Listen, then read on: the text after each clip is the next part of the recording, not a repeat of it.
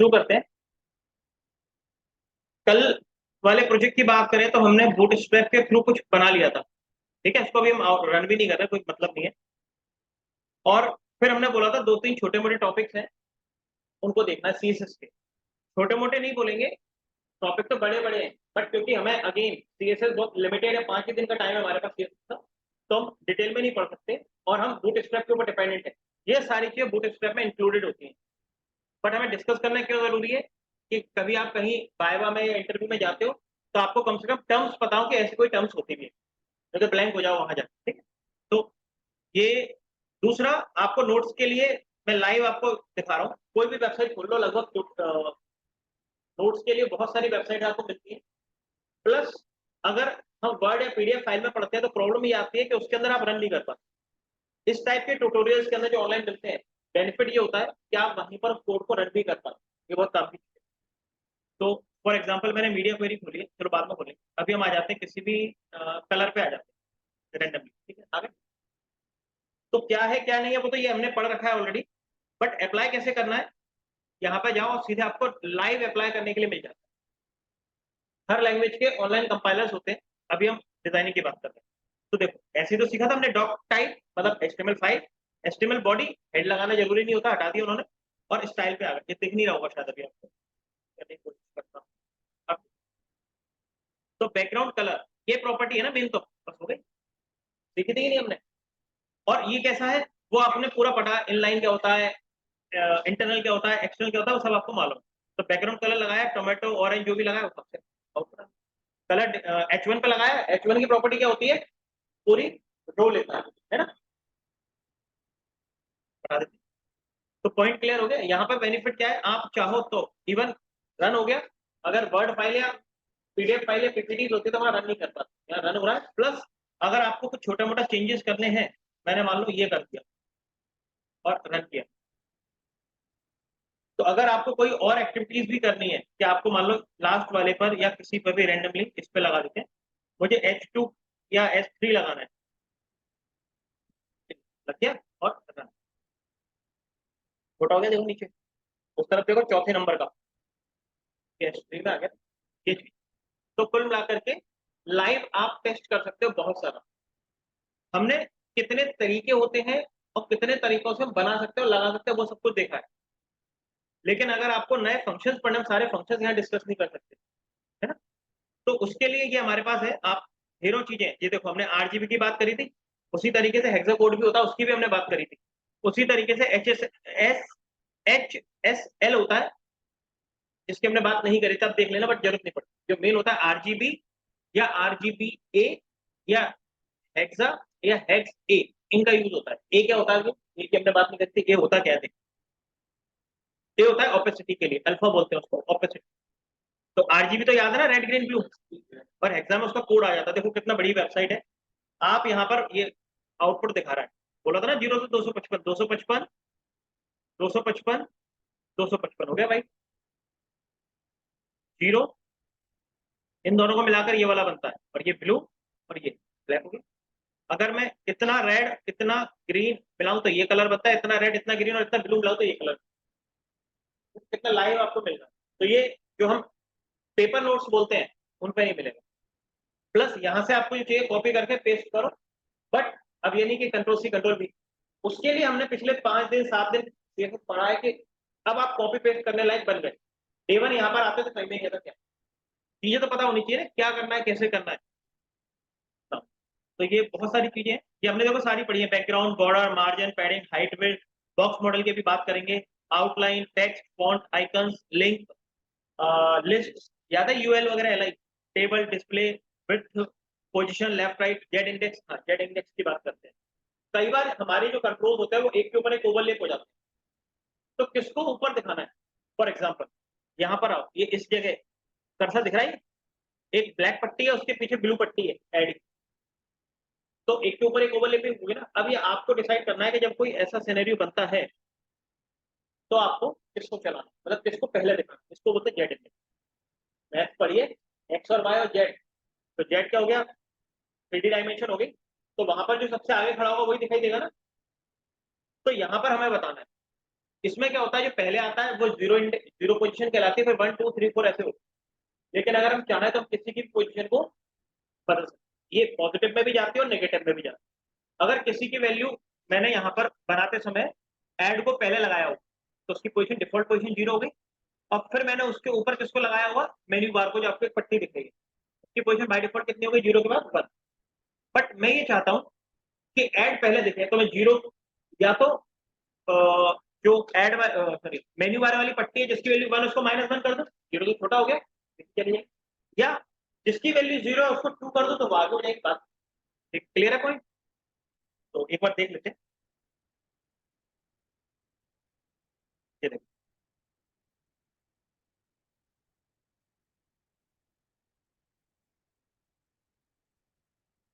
ये आ गया, देखो टेक्स्ट है और इमेज है, दोनों एक के ऊपर एक आ रही है ना। अब आपको किसको दिखाना है वो आपके ऊपर है ना।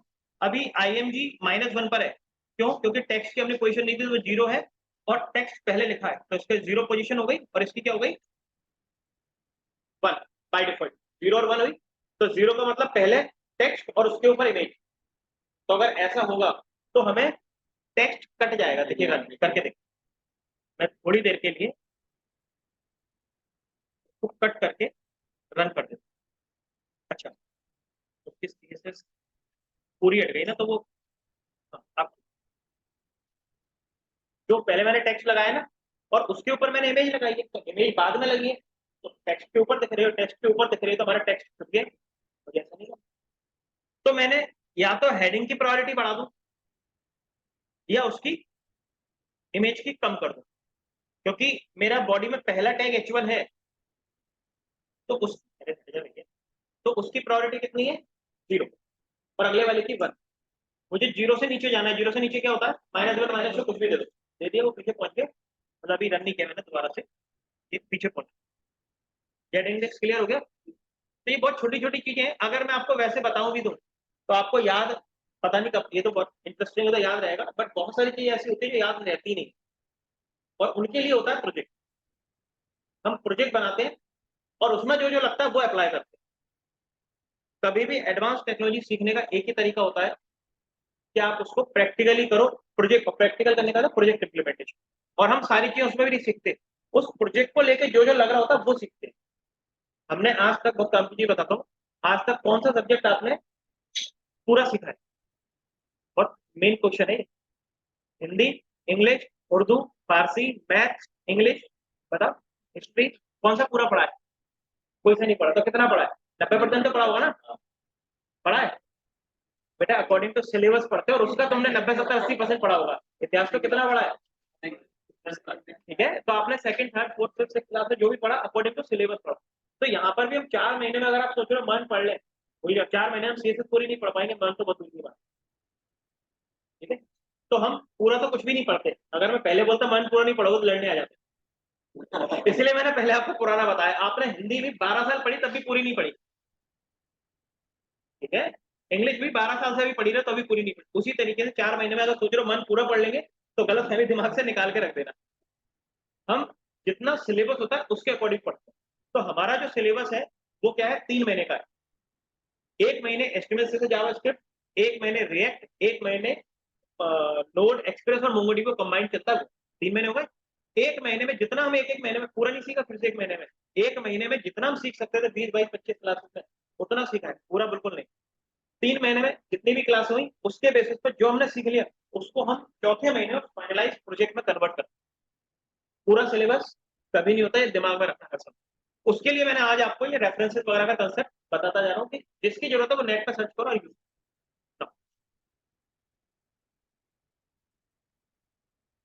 क्योंकि बाहर जाओगे तो हो सकता है आपने कुछ सीखा हो, सामने वाले ने नहीं सीखा हो, उसको उल्टा भी हो सकता है, सामने वाले ने कुछ सीखा हो आपने नहीं सीखा हो, तो फिर दिमाग में आता है अरे ऐसे ने पेपर को बना दिया, ये नहीं सीखा। तो ये दिमाग में आता ही है, तो उस चीज के लिए मैंने पॉइंट क्लियर कर दिए। ठीक, ओवरफ्लो, टेक्स्ट आपका बाहर जा रहा है तो अपने आप देख लेना, छोटे मोटी चीजें हैं। हम आते हैं मुद्दे की बात, कहाँ गया वो, ये मीडिया पे, ये बड़े काम की बात, बहुत अच्छा और इंटरव्यू क्वेश्चन भी है। अब इसका पर्पस क्या है वो समझते हैं पहले। देखो हमारे पास जो मेन ब्राउजर्स है वो इतने सारे हैं, क्रोम, एज, फायरफॉक्स, सफारी और ओपेरा, और भी है बट ये 4-5 सबसे ज्यादा चलते हैं ऑलमोस्ट, आपने नाम सुना। अब मीडिया क्वेरी क्या कहते हैं वो सुनो। हम जिस डिवाइस की बात कर रहे हैं, ये आ गया एकदम, ठीक है। हमें नहीं मालूम कि हमारी जो वेबसाइट है कौन सी डिवाइस पर रन होने वाली है। पहले क्या था, एक जैसी डिवाइस होती थी आज से 15 साल 20 साल पहले, तो हम वेबसाइट बनाते थे उस एक डिवाइस के लिए। बट आज की डेट में हमारी जो वेबसाइट होती है वो पता नहीं किस प्रकार की डिवाइस पर चलेगी, मतलब टैबलेट पर चलेगी, मोबाइल पर चलेगी, लैपटॉप पर चलेगी, डेस्कटॉप पर चलेगी, एक बार। अब मोबाइल में भी कौन से मोबाइल पर चलेगी, मतलब उसके स्क्रीन के रेजोल्यूशन क्या होंगे, उस हिसाब से बहुत सारी चीजें डिपेंड करती है। लैपटॉप में भी 50 प्रकार की वेराइटीज आती है। आप 14 इंच 17 इंच पे कर रहे हो या बड़ी स्क्रीन कनेक्ट कर रहे हो, जो भी कुछ कर रहे हो, तो आप किस पे कर रहे हो हमें नहीं मालूम। तो अगर मैंने मान लो कहीं पर 480 पिक्सल्स की विड्थ दे दी, बड़ी डिवाइस पे चलाएंगे तो पिक्सल्स अजीब से आएंगे, फटे हुए आएंगे, और अगर मैंने बढ़ा दिया तो छोटी डिवाइस पे आएंगे तो वो उल्टा सीधा आगे पीछे हो जाएगा, फैल जाएगा। ये प्रॉब्लम था ना, एक नॉर्मल सी बात। इन सब से बचने के लिए हम क्या करते हैं, हर डिवाइस के लिए अलग अलग डिजाइन बनाते हैं, और उन्हीं को मेंटेन करने के लिए मीडिया क्वेरी सीएसएस में दी गई। बट अगेन, अगर हम सीएसएस अकेले तो सीख नहीं रहे, हर डिवाइस के लिए कहां से बनाएंगे, यानी कि साल 2 साल की बात गई। तो उसी के लिए बूटस्ट्रैप का यूज करते हैं। अब मैंने जब बूटस्ट्रैप पे रन की थी चीजें,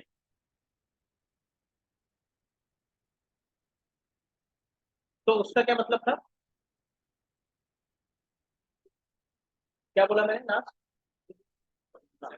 तो बूटस्ट्रैप पे रन किया तो आप किसी भी डिवाइस पे चलाओ प्रॉपर फॉर्मेट में आ रही है, आप देखना। क्यों? क्योंकि उसके अंदर मीडिया क्वेरी लिखी हुई है। जब हम अपनी डिजाइनिंग बना रहे, पहले तो हम बना नहीं पा रहे, अब बना रहे तो कलर कॉम्बिनेशन कैसे आ रहे थे हमने वो भी देखे थे, तो उसको फिट करो पहले तो। और फिर वो एक डिवाइस के लिए बन रही है, हर डिवाइस के लिए बनाने के लिए हर एक की मीडिया क्वेरी लिखो। वो क्या होती है भी बात करें। मीडिया क्वेरी का मतलब, ये मान लो ये आपको सामने पट्टी दिख रही है, ये है 1800 पिक्सल, 2000 पिक्सल। इस वाली डिवाइस के लिए ना, मोबाइल पर थोड़ी ना कोई 2000 पिक्सल होंगे आपके स्क्रीन पर। तो उसको हमें क्या करना पड़ेगा, एडजस्ट करना पड़ेगा। कैसे करेंगे देखते हैं। ये देखो, ये अपने आप यहाँ मेन्यू बार बन के आ गया। हाँ ये आ गया ना मेन्यू बार, ठीक है। ये देखो आइटम बहुत सारे कम हो गए, ये देखो 2 ही रह गए। चलो, उसको समझने के लिए काम करेंगे, हम जाते हैं यहाँ पर, और यहाँ पर जाकर हम कहाँ जाते हैं, नहीं, यहाँ पे जाते हैं और इंस्पेक्ट एलिमेंट पे जाते हैं। अगेन अब ये किसका होगा, डेव टूल, डेवलपर टूल, जिसके अंदर अभी तक हमने सिर्फ एलिमेंट और कंसोल की बात करी थी। अब थोड़ा सा और आगे बढ़ते हैं, और इस वाले साइन की बात करी थी पहले वाले। इसको क्लिक करो और आपको किस वाले का कोड देखना है वो आप देख सकते हो। देखो इस पर मैंने क्लिक किया, मुझे ये देखना है कि इसका, देखो इस पर 2 कलर आ रहे हैं। ये कलर्स की बात करेंगे, मार्जिन और पैडिंग के कलर आते हैं। अभी बॉक्स की बात करेंगे तब बात करेंगे। तो इसमें क्या लिया है उसकी ऊपर आ रहा है, और जब यहाँ क्लिक करते हैं तो जिसका पूरा कोड भी मेरे सामने दिख रहा है, और ये रही उसकी सीएसएस, बताया था शुरुआत में। अब उसी साइन के बगल में एक और साइन आ रहा है, ये डिवाइस सिलेक्ट करने का। हमारे पास तो एक ही डिवाइस है, तो ये हमें ऑप्शन देता है, इसको क्लिक करो, और फिर आपसे पूछता है कि आपकी जो वेबसाइट है कौन सी डिवाइस पर रन करना है। ये डेव टूल, डेवलपर टूल हमें फीचर प्रोवाइड कराता है। अभी ये चला रहा है 2302 और 1332 पिक्सल्स पे चला रहा है। चलो ऑप्शन, मैं चलाना चाहता हूँ आईफोन ऐसी करके कोई आता है उस पर, तो उसके पिक्सल्स कैसे, 375 बाई 667, 667। तो उस पर आपका व्यू अपने आप ऐसा हो गया, है ना। ये कैसे होगा, अच्छा यहाँ होगा ना, मोबाइल है ना ये आगे, तो स्क्रॉलर बगल में आएगा ना, नीचे नहीं, देखो आगे नीचे। अब अगर मुझे मान लो आई पैड पर चलाना है, पैड का व्यू ऐसा होता है ना,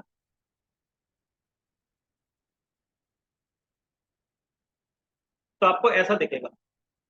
अगर हम कोई वेबसाइट बना रहे होते, अभी हमारी वेबसाइट को आप घर पे जाके करना, तो उसके अंदर नीचे भी स्क्रॉलर आ जाएगा। तो फिर आपको कैसे करना पड़ेगा, पहले नीचे करोगे, फिर यहाँ से पकड़ के आगे पीछे करोगे, यानी कि उस वेबसाइट को आप यूज ही नहीं कर पाओगे। इट मीन यूजर फ्रेंडली नहीं है। और जब कोई वेबसाइट यूजर फ्रेंडली नहीं होगी तो कोई यूज ही नहीं करेगा। यहाँ पर हम क्या करते हैं, नीचे जो लेफ्ट और राइट होता है वो स्क्रॉलर हटा देते हैं।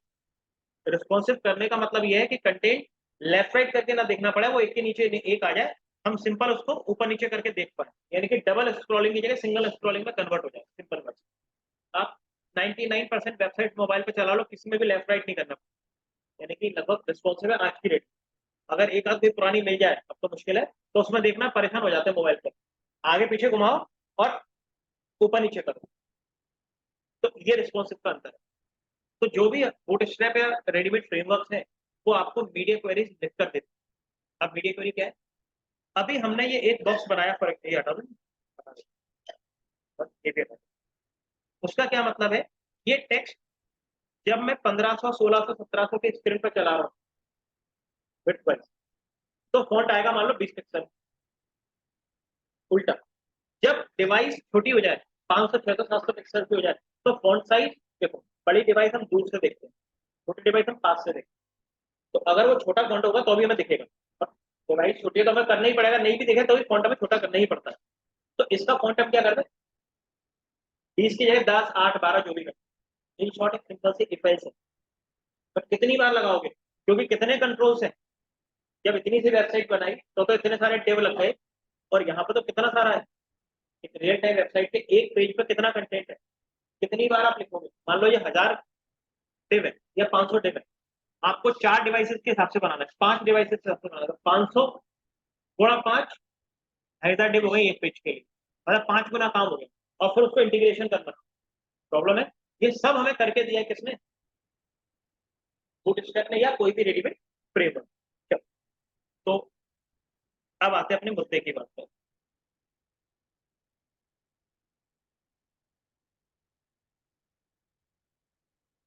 देखो ये कोई कोड है भी हम रन करेंगे, मीडिया स्क्रीन, कौन से स्क्रीन पे चलाना है, एंड मिन विड्थ 480 है, उस पर ये वाला कलर आया, नहीं तो नॉर्मल रहेगा। दूसरा अभी रन करेंगे, मिन विड्थ ये वाली है, उसके अंदर आपने आईडी बनाई है और क्लास आईडी बनाई है। अब देखो पहले एक बार बनाते थे, अब आपको हर काम कितनी बार करना है, 5 बार। अभी रन करें क्या, ठीक है। अब उसको हम छोटा बड़ा कैसे करें,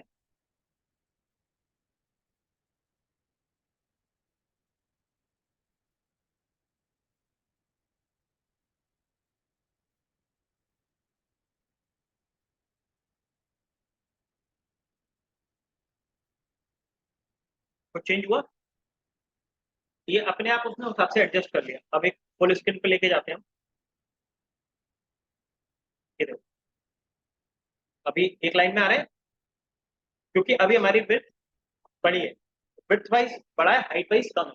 बट मोबाइल में क्या होता है, विड्थ छोटी होती है और हाइट बड़ी होती है, तो उस हिसाब से एडजस्ट करना है। ये सब कैसे हो रहा है, उसके पीछे इतने सारे लॉजिक लिखे हुए। मीडिया क्वेरी का कंसेप्ट क्लियर हो गया, बस ये हम इससे ज्यादा डिटेल में नहीं जा पाएंगे, हमारी लिमिटेशन है, बट एक कंसेप्ट आपके दिमाग में फीड होना चाहिए कि हाँ क्या हो।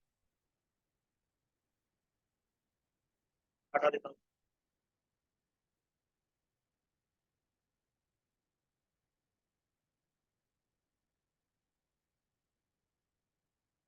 ये ऊपर कैसे खिसकेगा यार, अरे यार इसको बंद कर दो।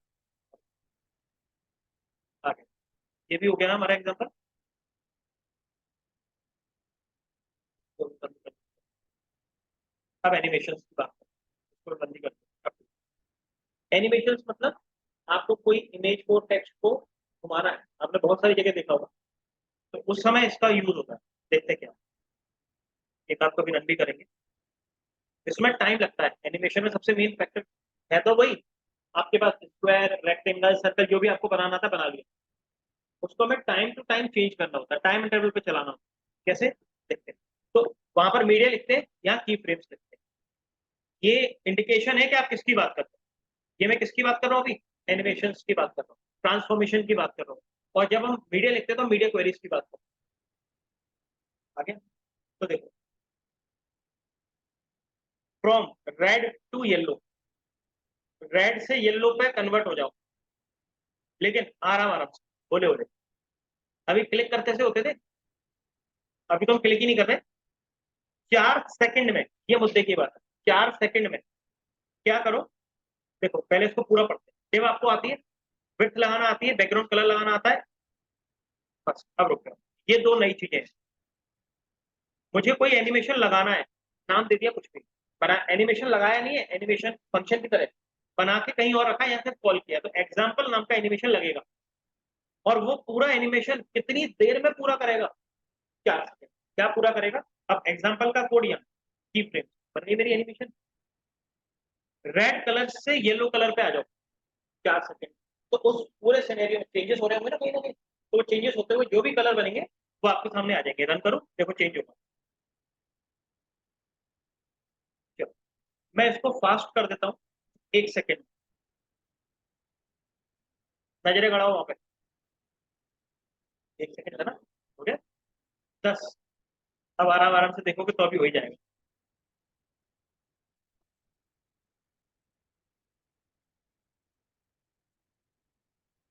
अब इसी तरीके से भी कलर दिया है, आप एंगल दे दो। विड्थ आपकी 100 पिक्सल है, से 1000 पिक्सल हो जाए 1 सेकंड, तो ऐसे बढ़ता हुआ दिखेगा। आपने बहुत सारे बॉक्सेस देखे होंगे ऐसे, बड़े होते हैं और छोटे हो जाते हैं, मतलब ये ओवर के ऊपर लगाते हैं नॉर्मली। फॉन्ट साइज, मान लो ये रन है, या चलो उसको देखो, कलर चेंज हो रहा है। हाँ ये देखो, ये ओवर कर रहा है ना, सीधे से कलर चेंज हो रहा है अभी। अगर मैं इसको टाइम लगा दूं तो टाइम बदल जाएगा। फॉन्ट, इसका फॉन्ट मान लो 8 पिक्सल का है, मुझे 12 करना है। अगर मैं एनिमेशन नहीं लगाता, होवर पे कलर चेंज होता है। अगर उसमें एनिमेशन लगा, ये साइज चेंज होता है। मैं अगर होवर लगा दूं और टाइम लगा दूं, तो 10 पिक्सल के फॉन्ट से 12 होने में टाइम लेगा, तो बहुत अच्छा लुक आता है। बहुत सारी वेबसाइट में आप देखना एनिमेशन होते हैं, उसके पीछे यही लॉजिक होता है। ठीक है,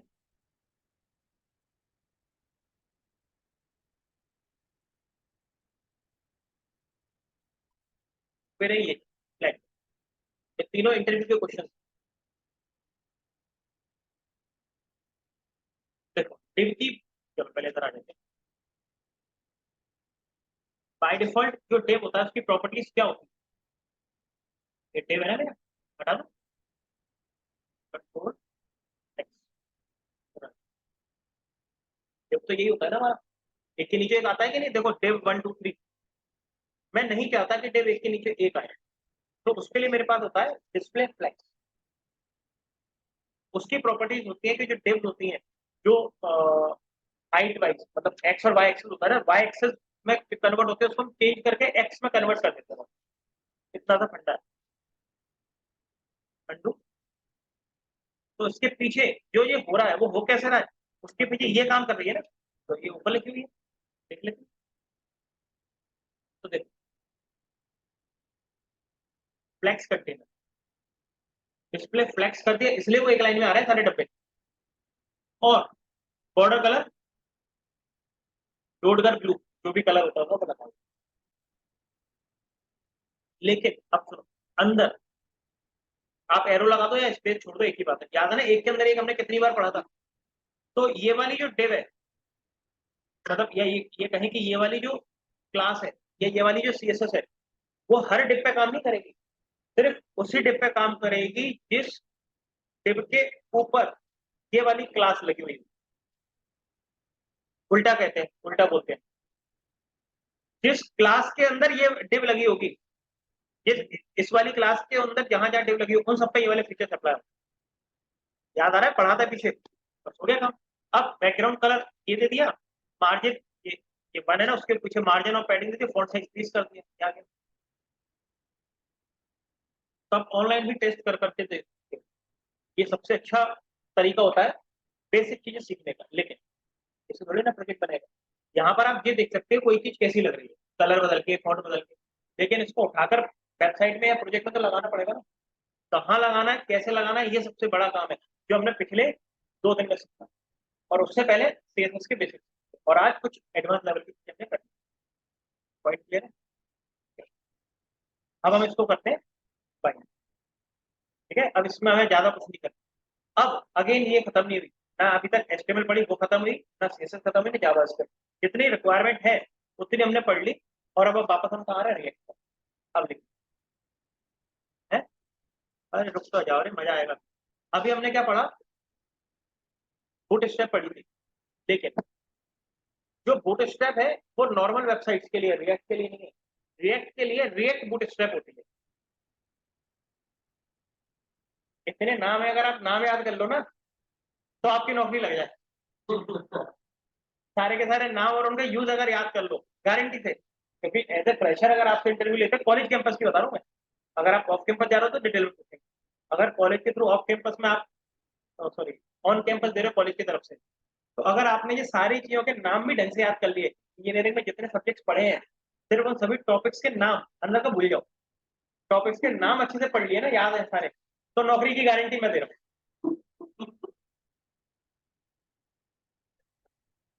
तो तुम बता दो, तुम्हें 3 साल में जितने सब्जेक्ट पढ़े सारे टॉपिक के नाम याद है? नहीं होंगे बेटा, तो यही तो बात है। चलो खैर अपन वापस आते हैं, वापस आते हैं। देखो फंस गया ना, सब्जेक्ट के याद है।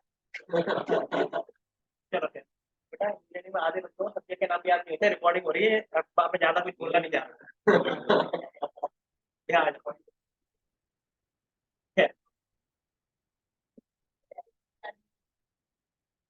ये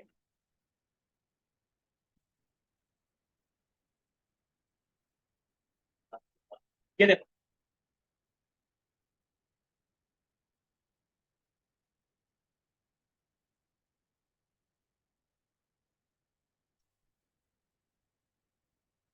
ये मैंने 3 अलग अलग पेजेस खोले हुए बात कर।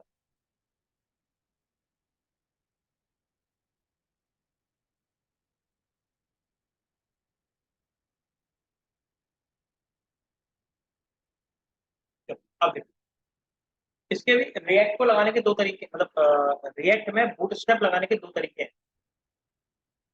एक एनपीएम, अभी आपको थोड़ी सी दिक्कत होगी, ठीक है, वो वीडियोस में क्लियर होगा। एक होता है हमारे पास एनपीएम,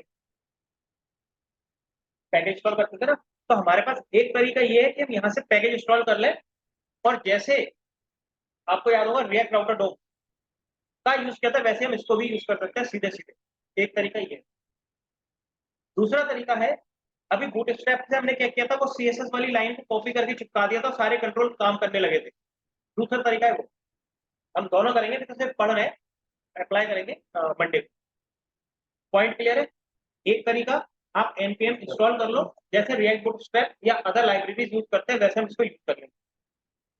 दूसरा तरीका होता है, जैसे हमने बूटस्ट्रैप की सीएसएस से जावास्क्रिप्ट की फाइल को इंपोर्ट किया था, सॉरी लिंक किया था, उसको लिंक करो, ये सारे कंट्रोल्स काम करने लगे। पढ़े कहां से, याद थोड़ी ना है।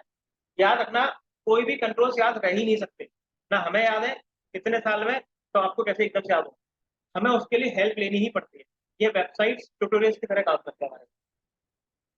जैसे आप मैथ में जाते हो तो आपको लॉग ई सीरीज याद है, कितनों को याद है?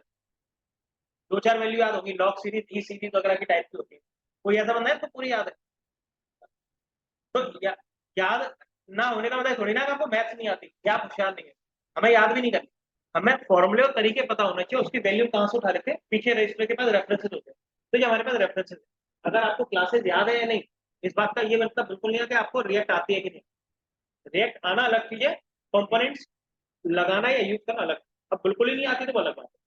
अब आपको ई सीरीज देखते कैसे वो नहीं आती, रजिस्टर के पीछे पन्ने पलट के, तो वो प्रॉब्लम है।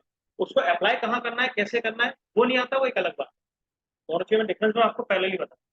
तो ये वो हमारे रेफरेंसेस है, ठीक है। गेट स्टार्टेड पे चलते हैं अभी।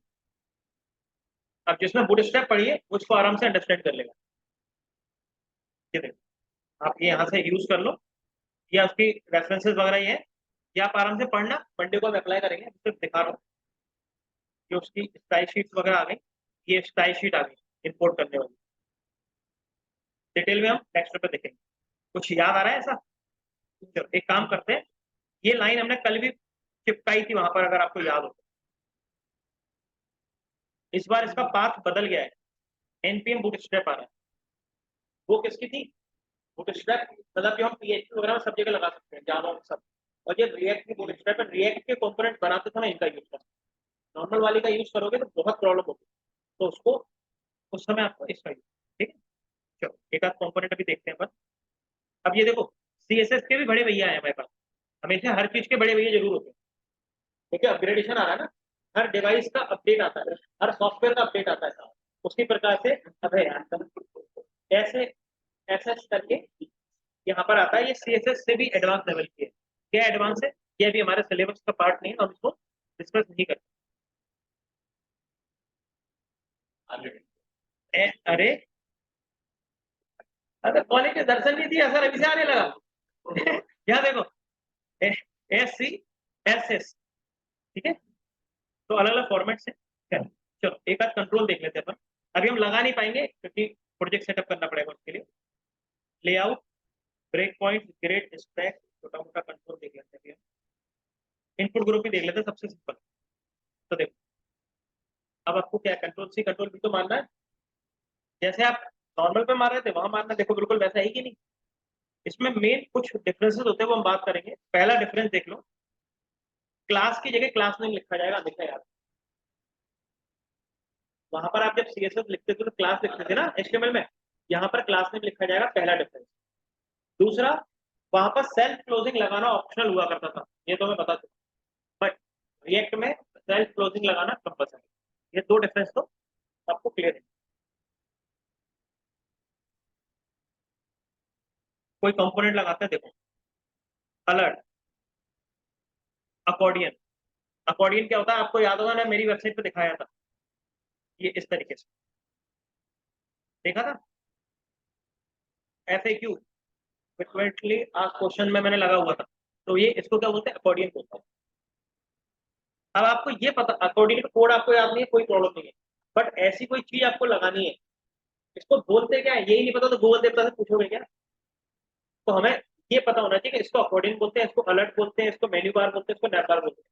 कोड याद नहीं है कोई प्रॉब्लम नहीं है, नेट पे जाओ कोड मिलेगा, उस कोड को अंडरस्टैंड करना नहीं आना चाहिए, उसको लगाना आना चाहिए, और अकॉर्डिंग टू रिक्वायरमेंट उसको चेंज करना नहीं आना चाहिए। कोड याद बिल्कुल नहीं करना, जो आप बार बार रखने की बात करते हैं ना, कोई जरूरत नहीं। जो कल मैंने बोला था कि आप लगे हो accordion default activity equal to zero, मुंडी हिला के स्टूडेंट खा खा के, कोई मतलब नहीं है, डबल जीरो है। गूगल पे जाओ, कॉपी करो और चिपका दो। वो लिखा क्या है वो हमें समझ में आना चाहिए, उसमें रिक्वायरमेंट्स क्या है, चेंजेस क्या है, वो हमें समझ में आना चाहिए।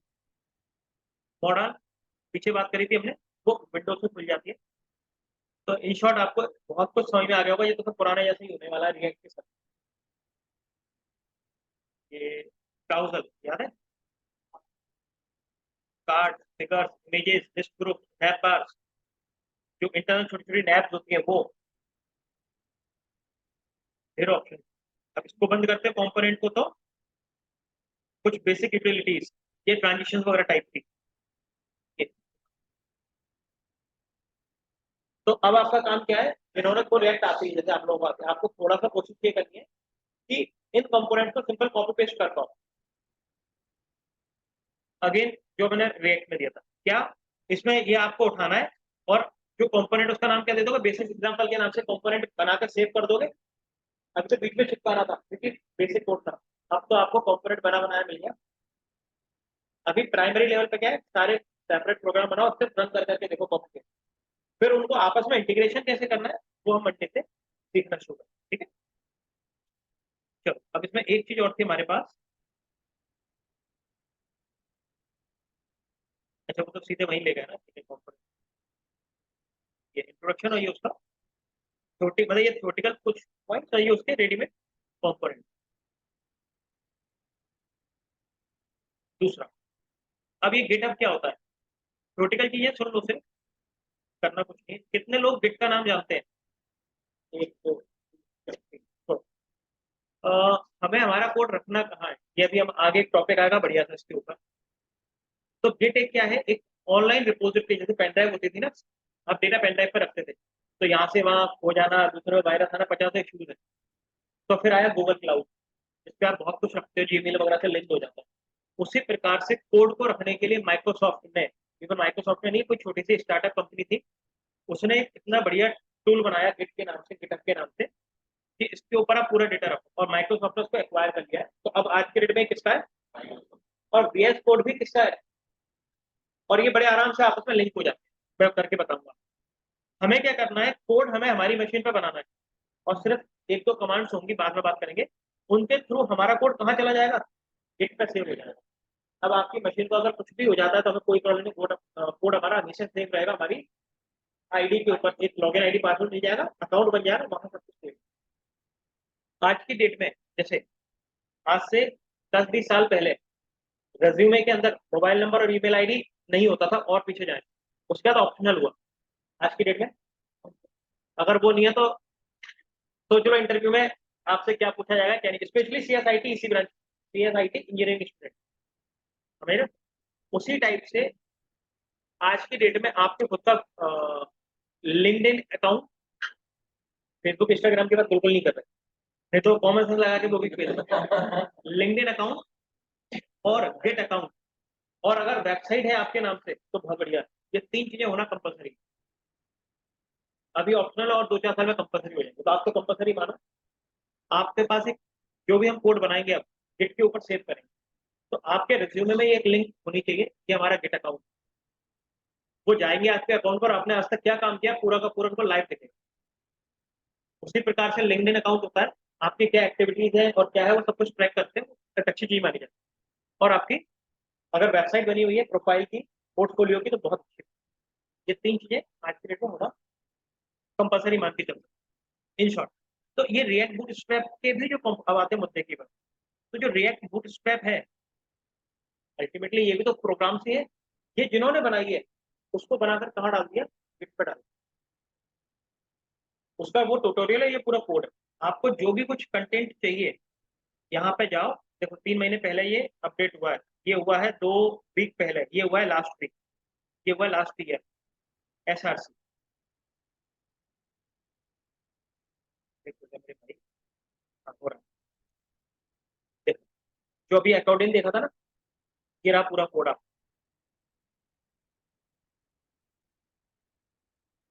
तो पीछे कोई ना कोई काम कर रहा है, और वो काम करता है, जो भी कुछ अपडेशन से होते हैं और यहाँ सेव हो जाए, और हम इनका यूज करते हैं। इन फ्यूचर आप भी यही करोगे, आपने एक वेबसाइट बनाई, उसके ऊपर आपने आज 3 पेज बनाए, लेकिन तो आपकी मशीन पे कोई देख ही नहीं रहा, उसको हम गिट पे सेव कर देंगे। और अगर मशीन खराब हो गई, कोई प्रॉब्लम आई, किसी दूसरे को दिखाना है, तो बहुत सारे इश्यूज है।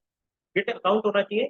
आपने जो प्रोग्राम बनाए हैं वो तुरंत एक दो कमांड होती है, गिट पे सेव करते गए। आज आपने 3 पेज बनाए, फिर 2 पेज बनाए, फिर और आगे बनाए, वो पूरा का पूरा आपका सेव। कमांड्स क्या है और गिट क्या है वो एक अलग टॉपिक है, 2 या 3 दिन उसकी क्लासेस हम बाद में लेंगे। बट ये मैंने आपको गिट का एक आउटलाइन दे दी। तो ये रहा हमारा कोड। मुझे मान लो ओपन सोर्स का मतलब यही होता है, मैं बात कर रहा हूँ ओपन सोर्स। ओपन सोर्स का मतलब ओपन कम्युनिटी। आपने कोड बनाया, दूसरे को दे दिया, दूसरे ने कोड बनाया, आपको दे दिया, एक दूसरे की मदद करो। यहाँ पे वो एग्जाम कॉपी जैसा नहीं होता जो हाथ लगा के लिख रहा है। यहाँ पे ओपन कम्युनिटी है, जो भी आपने किया वो आपको। एक पॉपुलर ये है कि कम्युनिटी बहुत ज्यादा वाइड है। किसी भी प्रकार का इशू आपका आता है तो कहीं ना कहीं पहले कभी ना कभी किसी को जरूर आया होगा। उस प्रॉब्लम को या उस एरर को, जैसे भी किसी का सेटअप नहीं हुआ था तो हेल्प ली थी, उस एरर को या उस इशू को आप गूगल पर डाल दो, कहीं ना कभी किसी को आया था तो उसके सॉल्यूशन मिले। ये होता है ओपन सोर्स प्लेटफॉर्म का या वाइड लाइब्रेरी होने के बेनिफिट।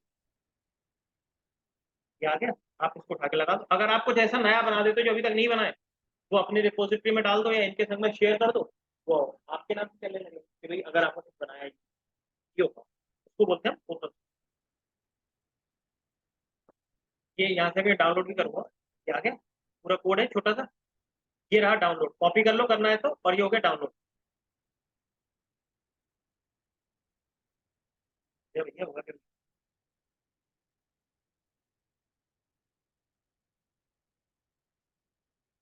क्या चाहता है, किस पे नहीं हो रहा कहीं, कॉपी तो हो रहा है ना।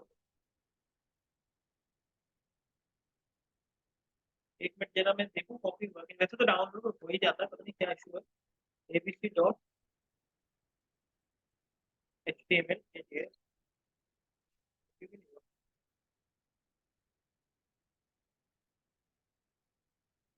पढ़ते हैं।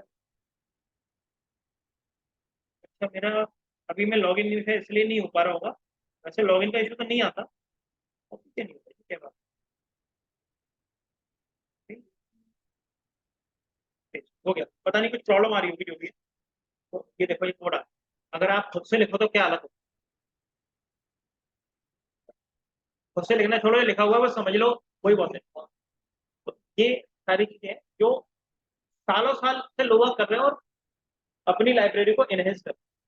तो आपको पहले एग्जिस्टिंग लाइब्रेरी के कंपोनेंट्स को सीखने हैं, उसके बाद फिर उनको कंट्रीब्यूट भी करना है। ये होता है, ठीक है। तो बंद करूँ मैं इसको, रिएक्ट को हम वापस से कंटिन्यू करेंगे with react bootstrap, normal bootstrap नहीं, रिएक्ट।